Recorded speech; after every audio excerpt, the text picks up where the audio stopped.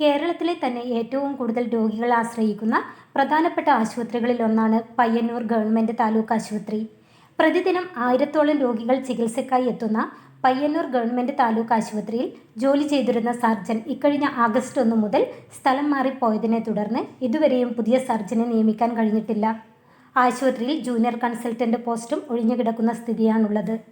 സാധാരണ നിലയിൽ തന്നെ സർജറി ആവശ്യങ്ങൾക്ക് മാസങ്ങളോളം കാത്തുനിൽക്കേണ്ടി വരുന്ന അവസ്ഥയും 10 ദിവസത്തോളമായുള്ള സർജന്റെ അഭാവവും ആശുപത്രിയിലെത്തുന്ന രോഗികൾക്ക് വലിയ പ്രയാസമാണ് ഉണ്ടാക്കുന്നത്.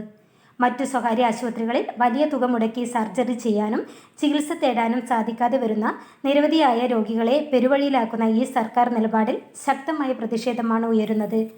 ചികിത്സ തേടിയെത്തുന്ന രോഗികൾ അനുഭവിക്കുന്ന കടുത്ത പ്രയാസം ജില്ലാ മെഡിക്കൽ ഓഫീസർമാർക്കും തിരുവനന്തപുരം ആരോഗ്യവകുപ്പ് ഡയറക്ടർക്കും മെയിൽ സന്ദേശമായി അയക്കുകയും പയ്യന്നൂർ ഗവൺമെൻറ് താലൂക്ക് ആശുപത്രി സൂപ്രണ്ട് അടിയന്തരമായ ഇടപെടൽ നടത്തി സർജനെ നിയമിക്കണമെന്നും ആവശ്യപ്പെട്ട് ആശുപത്രി medical superintendent doctor Jyothi PM നിവേദനം നൽകി.